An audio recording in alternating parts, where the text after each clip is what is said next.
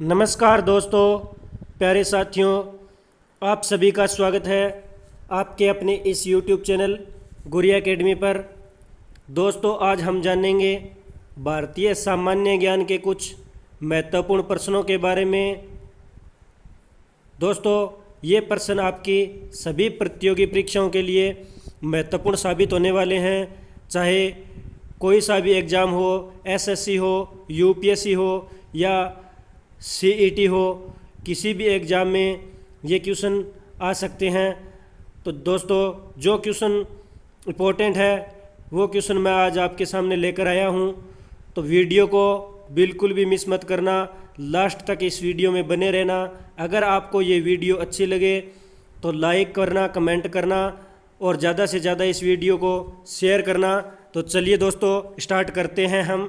First question है, प्राचीन काल में मानव द्वारा किस अनाज का प्रयोग हुआ? तो चावल का। तो मानव द्वारा जो प्राचीन काल में अनाज का प्रयोग हुआ था तो वो चावल का हुआ था। नेक्स्ट है, भारतीय इतिहास का कौन सा स्रोत प्राचीन भारत के व्यापारिक मार्गों पर मौन है?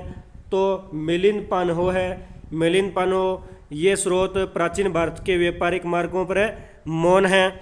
नेक्स्ट क्वेश्चन, सर्वप्रथम भारत को इंडिया किसने कहा? तो यूनानवासियों ने या यूनानियों ने सर्वप्रथम भारत को इंडिया कहा था। और दोस्तों, अंग्रेज़ों को जब पता चला कि सिंधु घाटी सभ्यता को इंडस वैली व सिंधु नदी को इंडस नदी कहते हैं, तो अंग्रेज़ों ने भी भारत को इंडिया नाम से पुकारा था। नेक्स्ट क्वेश्चन पे चलते हैं। मैगस्थनीज ने अपनी पुस्तक इंडिका में किसके शासनकाल का वर्णन किया है? तो चंद्रगुप्त के जो शासनकाल है, चंद्रगुप्त के शासनकाल का वर्णन है मैगस्थनीज ने अपनी पुस्तक इंडिका में किया है। और मैगस्थनीज ने जो अपनी पुस्तक इंडिका है, इसकी बात करें रचना तो 350 ईसा पूर्व से 290 जो ईसा पूर्व है इसके मध्य की थी। 350 ईसा पूर्व से 290 ईसा पूर्व के मध्य जो इंडिका पुस्तक है इसकी रचना की थी मैगस्थनीज ने। नेक्स्ट क्वेश्चन है, चीनी यात्री ह्वेनसांग सर्वप्रथम किस भारतीय राज्य में पहुंचा? तो जो कपिसा है, कपिसा क्षेत्र में चीनी यात्री है ह्वेनसांग, ये सर्वप्रथम है पहुंचा था। और चीनी यात्री ह्वेनसांग है ये 627 से 643 ईस्वी के मध्य भारत आया था। और जो कपिसा जो क्षेत्र है ये वर्तमान में बात करें तो अफगानिस्तान में स्थित है। नेक्स्ट क्वेश्चन पे चलते हैं। सर्वप्रथम भारतवर्ष का जिक्र किस अभिलेख में मिला है? तो हाथी गुफा जो अभिलेख है, हाथी गुफा अभिलेख में सर्वप्रथम भारतवर्ष का जिक्र मिला है। जो हाथी गुफा अभिलेख है ये भुवनेश्वर, उड़ीसा की राजधानी भुवनेश्वर में स्थित है। नेक्स्ट क्वेश्चन, अभिलेखों का अध्ययन क्या कहलाता है? तो इपिग्राफी अभिलेखों के अध्ययन को कहते हैं। नेक्स्ट क्वेश्चन, सिंधु घाटी सभ्यता के लोग किस क्षेत्र के निवासी थे? तो जो भूमध्य सागरीय क्षेत्र है यहाँ के निवासी थे सिंधु घाटी सभ्यता के लोग। नेक्स्ट क्वेश्चन पे चलते हैं। गौतम बुद्ध ने अपने उपदेश सबसे अधिक किस स्थान पर दिए? तो जो श्रावस्ती है, श्रावस्ती के अंदर गौतम बुद्ध ने जो है अपने सबसे अधिक उपदेश दिए थे। और बात करें श्रावस्ती की तो ये कौशल देश की राजधानी हुआ करती थी। और गौतम बुद्ध का जो जन्म है दोस्तों, गौतम बुद्ध का जो जन्म है ये हुआ था लगभग 563 ईसा पूर्व में, 563 ईसा पूर्व में लुम्बिनी नेपाल में इनका जन्म हुआ था।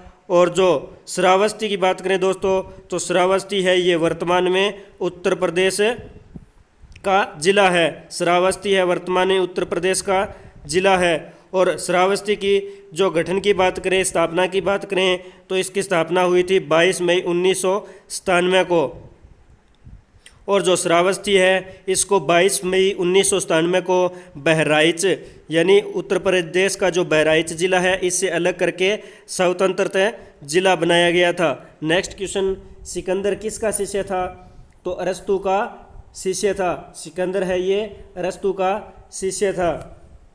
और सिकंदर का जो पूरा नाम है दोस्तों, इसकी बात करें तो अलेक्जेंडर तृतीय के नाम से सिकंदर को जाना जाता था। अलेक्जेंडर तृतीय के नाम से सिकंदर को जाना जाता था।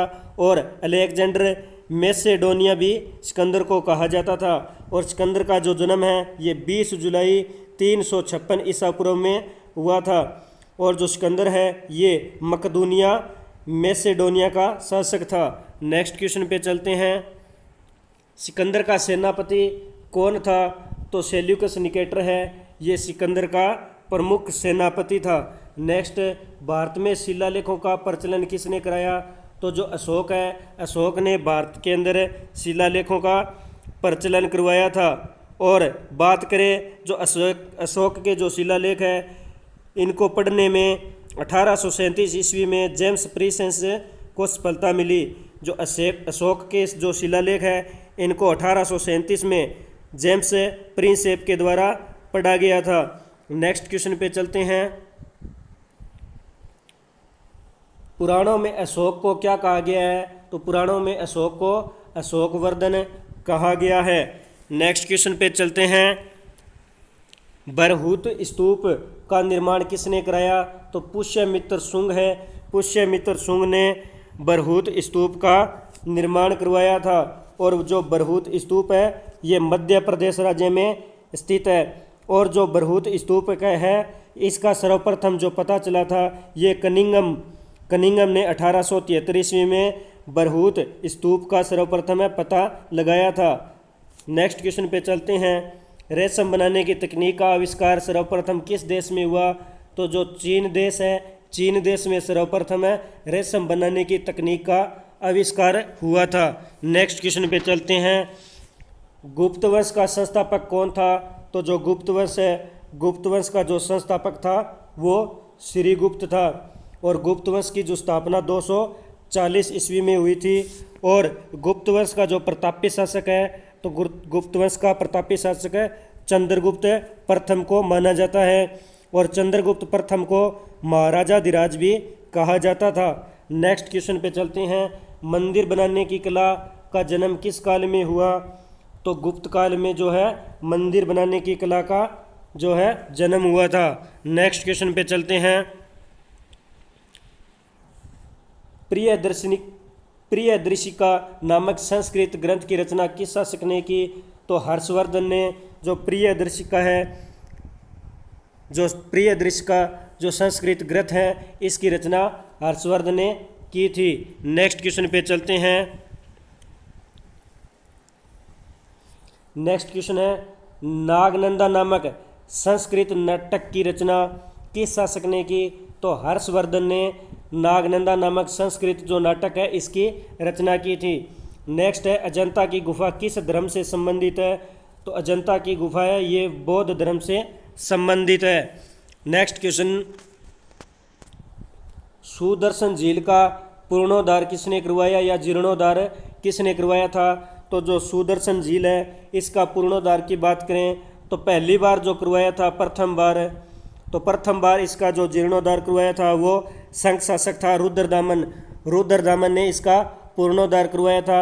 और दूसरी बार जो करवाया था तो स्कंदगुप्त ने दूसरी बार इसका पूर्णोद्धार करवाया था। और जो सुदर्शन झील है ये वर्तमान में गुजरात राज्य में स्थित है। नेक्स्ट क्वेश्चन है। पुष्पचलन का सिद्धांत किसने प्रतिपादित किया? तो जो रीड ने पुष्पचलन का सिद्धांत प्रतिपादित किया था। नेक्स्ट क्वेश्चन पे चलते हैं। पुष्पचलन का सिद्धांत किससे संबंधित है? तो भूकंप से संबंधित है। नेक्स्ट है। पृथ्वी की आंतरिक संरचना की जानकारी प्राप्त करने का जो मुख्य स्रोत है वो क्या है? तो भूकंप विज्ञान ये पृथ्वी की आंतरिक संरचना की जानकारी प्राप्त करने का मुख्य स्रोत है। नेक्स्ट क्वेश्चन पे चलते हैं। भूगर्भ में जिस स्थान पर भूकंपीय तरंगों की उत्पत्ति होती है उसे क्या कहा जाता है? तो उसे भूकंप केंद्र कहा जाता है। भूगर्भ के जिस स्थान पर भूकंपीय तरंगों की जो उत्पत्ति होती है उसे भूकंप केंद्र कहा जाता है। नेक्स्ट, कौन सी भूकंपीय तरंगें सबसे अधिक क्षति पहुंचाती है? जो दीर्घ पृष्ठीय है, ये जो दीर्घ पृष्ठीय भूकंपीय तरंगें हैं ये सबसे अधिक क्षति पहुंचाती है यानी हानि पहुंचाती है। नेक्स्ट क्वेश्चन पे चलते हैं। अंतसागरीय भूकंपों द्वारा उत्पन्न समुद्री लहरों को क्या कहा जाता है? तो सुनामी कहा जाता है। अंतसागरीय भूकंपों द्वारा उत्पन्न समुद्री लहरों को सुनामी के नाम से जाना जाता है। सुनामी का मुख्य कारण क्या है? तो भूकंप है, ये सुनामी का मुख्य कारण है। नेक्स्ट क्वेश्चन पे चलते हैं। विश्व के सबसे अधिक जो भूकंप है किस पेटी में आते हैं? तो जो परिप्रशांत महासागरीय पेटी है, परिप्रशांत महासागरीय पेटी में विश्व के अंदर सर्वाधिक भूकंप आते हैं। नेक्स्ट है, सुनामी किस भाषा का शब्द है? तो सुनामी है ये जापानी भाषा का शब्द है। नेक्स्ट क्वेश्चन, भूकंप की तीव्रता किस स्केल पर मापी जाती है? तो रिएक्टर स्केल पर है भूकंप की तीव्रता को मापा जाता है। और रिएक्टर स्केल का जो आविष्कार है ये 1935 ईस्वी में हुआ था। 1935 ईस्वी में इसका जो है आविष्कार अमेरिकी वैज्ञानिक थे चार्ल्स रिएक्टर ने किया था। और चार्ल्स रिएक्टर के नाम पे ही जो भूकंप की तीव्रता का स्केल है इसका नाम है रिएक्टर स्केल रखा गया। नेक्स्ट क्वेश्चन पे चलते हैं।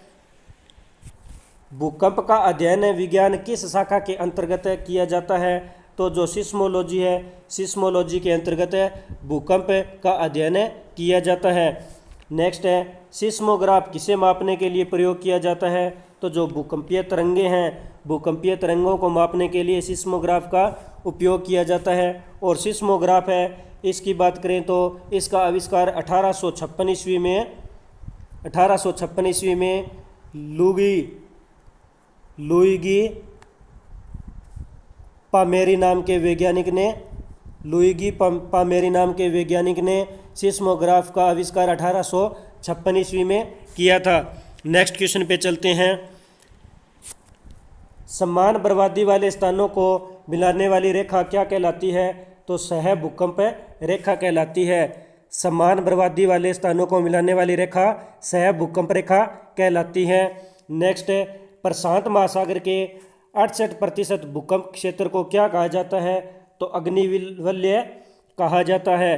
प्रशांत महासागर के 68% जो भूकंप क्षेत्र है इसे अग्निवलय के नाम से जाना जाता है। नेक्स्ट क्वेश्चन पे चलते हैं। भूकंप की कौन सी घटना धरातल पर घटित नहीं होती बल्कि जल में होती है? तो जो सुनामी है ये धरातल पर घटित नहीं होती, ये जल में घटित होती है। नेक्स्ट, धरातल पर जहाँ सर्वप्रथम भूकंप का अनुभव किया जाता है उस स्थान को क्या कहते हैं? तो उसे भूकंप अधिकेंद्र कहते हैं। जो धरातल है जहाँ पे सर्वप्रथम भूकंप का अनुभव होता है उसे भूकंप अधिकेंद्र कहते हैं। नेक्स्ट क्वेश्चन पे चलते हैं। भूकंप मापी यंत्र के अनुसार एक वर्ष में सामान्यतः कितने भूकंप आते हैं? तो 8000 से लेकर 10,000 तक एक वर्ष में सामान्यतः भूकंप आते हैं। नेक्स्ट क्वेश्चन, जिस स्थान पर भूकंप की उत्पत्ति होती है उसे क्या कहते हैं? तो उसे भूकंप मूल कहते हैं। यानी जिस स्थान पर भूकंप की उत्पत्ति होती है उसे भूकंप मूल के नाम से जाना जाता है।